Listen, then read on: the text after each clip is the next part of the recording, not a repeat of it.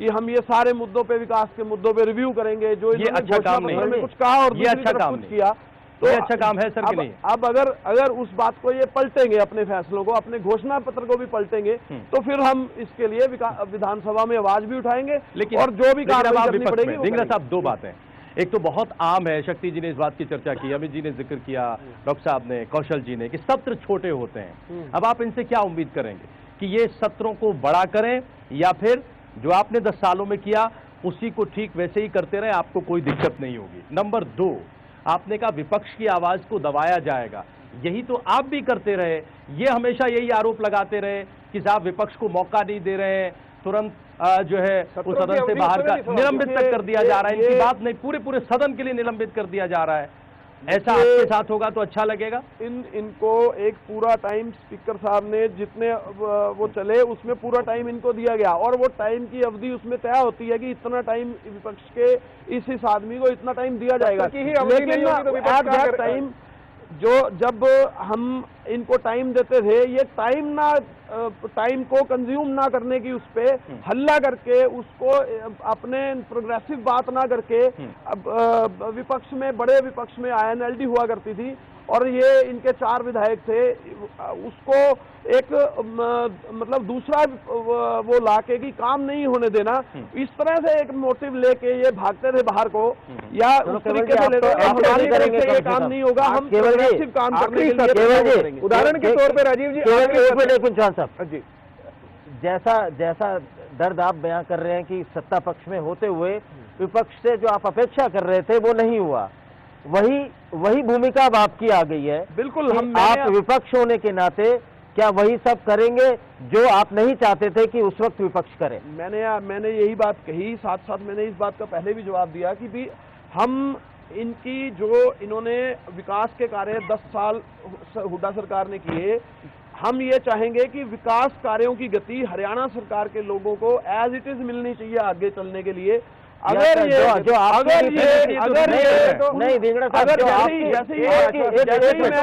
आपकी रीति नीति रही, आप क्या चाह रहे हैं कि उसी को फॉलो करें ये लोग, और अगर नहीं करते हैं तो आप उसका विरोध करेंगे? मैंने हुड्डा सरकार की नीति विकास कार्य में रही।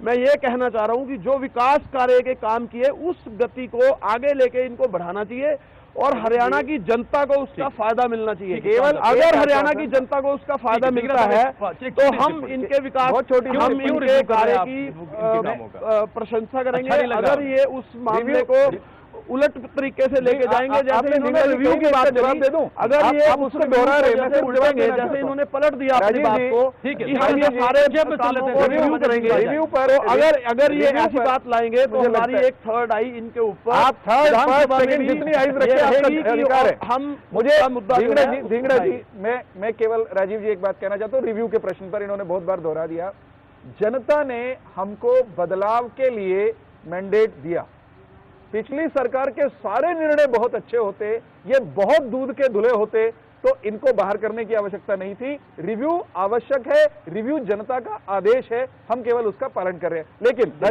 रिव्यू एक मिनट में कहना चाहूंगा, केवल जी रिव्यू करने हैं तो रिव्यू अच्छा है तो पूरा करने दीजिए, लॉन्च किया है केवल जी पूरा रिव्यू कर रहे हैं। मैं कह रहा हूं खुद का घोषणा बदलाव के लिए बदलाव पर वो रिव्यू करें। कह रहा हूं रिव्यू का अर्थ चलते हुए हर काम को रोकना नहीं है, लेकिन समीक्षा हमारा अधिकार है। दूसरी बात, मैं केवल जी से केवल एक आश्वासन चाहता हूं, और एक आश्वासन इनको दे रहा हूं। एक आश्वासन मैंने पहले दिया कि जो दर्द आपने विधानसभा की कार्रवाई में पीछे अतीत में हमको दिया, वो दर्द हम आपको नहीं देंगे, आपको अपनी बात कहने का पूरा मौका मिलेगा। एक आश्वासन ये भी दे दें, जो ये हम पर आरोप लगा रहे हैं, हालांकि वो झूठा है कि विपक्ष सुनता ही नहीं था। उदाहरण है आपके सामने, HSGPC का मसला आया आखिरी सत्र में, समय था क्या किसी के पास विचार करने का? क्या सदन को समय दिया? क्या विपक्ष को समय दिया? आपने नहीं दिया। लेकिन आप ये कह के टाल रहे हैं कि आप तो टिकते नहीं थे, आप टिकिएगा सदन में, आप लेकिन रचनात्मक विपक्ष की भूमिका निभाने का वचन दे दीजिए। बहुत सारे मुद्दे आएंगे हमारे पास, समय है। की जवाब देना चाहूंगा कि ये 4 विधायक थे कुल, एक विधायक पूरे विपक्ष की तरफ से बोल रहा हूं, उस समय उन्होंने अगर भूमिका निभाई, अनिल जी कह रहे थे, ठीक कह रहे थे कि उन्होंने भूमिका निभाई, बाकी 3 कहाँ थे? वो भी तो दिखते नहीं थे कहीं। लेकिन ये तो मैं सही है कि ये कह रहा हूँ कि ये काम करने की बात जान लीजिए। ये तो सही है कि आपने विपक्ष की सुनी, सदन में किया वही जो आप करना चाहते थे। जो अपना घोषणा पत्र है ये उसको ही रिव्यू करने के लिए हम ठीक है, हम घोषणा पत्र में आगे आएंगे, सरकार वही काम तो करेगी। ठीक है सर, ठीक है। हम जरा अजय जी समझ लें, चौहान साहब हम जरा अजय जी की टिप्पणी ले लें। अजय जी, इन्होंने उसमें 1000 रुपए पेंशन की बात थी, ठीक है, 1000 नोटिफिकेशन शक्ल कैसी होगी, कम से कम दूसरे सत्र में और मिजाज क्या होगा ये तो दिख रहा है, ये तो अभी से दिख रहा है। हम अजय जी समझ लें, आज ये 2000 को रिव्यू क्यों कर रहे हैं? ठीक है, ठीक है, हम आगे जब सरकार रिव्यू की बातें सामने लाएगी तो हम देखेंगे। अजय जी, आप क्या उम्मीद कर रहे हैं? सरकार तो बदल गई, क्या रवायत भी बदलेगी, क्या सिस्टम बदलेगा, क्या पॉजिटिविटी आएगी, या फिर जो एक छोटी सी तस्वीर यहां दिखाई दे रही है यही हमारे आगे के सत्रों का सच होने जा रहा है? देखिए, संविधान में विधानसभा की कार्रवाई का पूरा प्रोविजन है, उस प्रोविजन से तमाम चीजें बाहर नहीं जा सकती हैं। तो कमोवेश लेकिन संस्कृति में बदलाव किया जा सकता है कि किस तरीके से हम ज्यादा क्रियाशीलता ला सके, किस तरीके से हम ज्यादा चीजों को टेकअप कर सके, कितना वक्त के मुताबिक हम उन चीजों को बदल सके।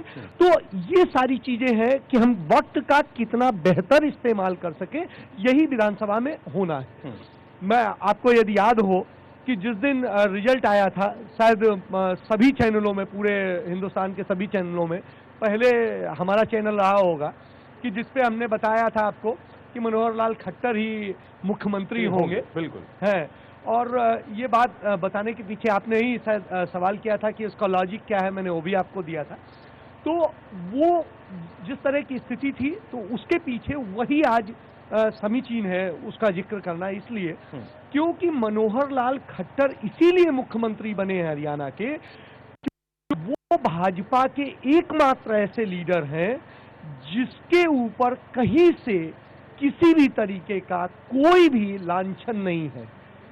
चाहे बाकी जो भी लीडर्स हो, किसी के ऊपर कोई ना कोई 19-20 शिकायत हो सकती है, हरियाणा में एकमात्र उसमें जिसके ऊपर किसी तरह का लांछन नहीं है, जो हरियाणा को बेहतर तरीके से समझता है और हरियाणा के साथ साथ चंडीगढ़ और पंजाब को भी बेहतर तरीके से समझता है।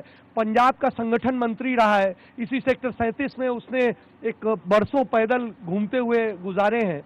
इसी तरीके से चंडीगढ़ में जिस तरीके से उन्होंने समझा है और यहाँ की राजनीति हरियाणा का चप्पा जानते हैं। इसीलिए मैं एक चीज ये क्लियर कर दूं, और दूसरी चीज उन्होंने अनुभव जो सीखा है, जिस अनुभव का सवाल आता है, मुझे लगता है जितने तमाम सारे अनुभव वाले मुख्यमंत्री होंगे, मैं उम्मीद करता हूं उनसे बेहतर होंगे, क्योंकि वो संगठन में रहते हुए अपनी पार्टी के तमाम सारे लोगों को विधानसभा में कैसे रिएक्ट करना है, किस तरह से क्या मुद्दे उठाने हैं, उसकी रेखा तैयार किया करते थे।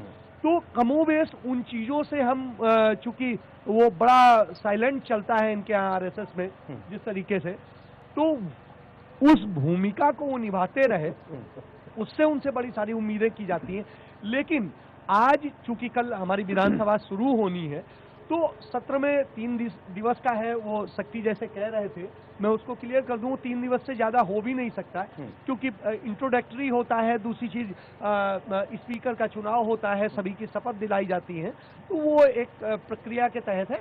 उसके बाद बाकी प्रक्रिया के लिए दोबारा सत्र बुलाया जाता है, तो इसलिए उसको बढ़ाने या घटाने की बात नहीं है। लेकिन जिस तरह से ढींगरा साहब अभी कह रहे थे कि हमारी सरकार विकास और ये और वो, विकास के मॉडल और ये सब करके, इसी झूठ को तो जनता ने नकारा है, और इसी झूठ के कारण वह पार्टी सत्ता में आई है जिसका हरियाणा में वजूद नहीं था। कम से कम कहते तो यही नहीं, एक मिनट कहते नहीं, ये सच है।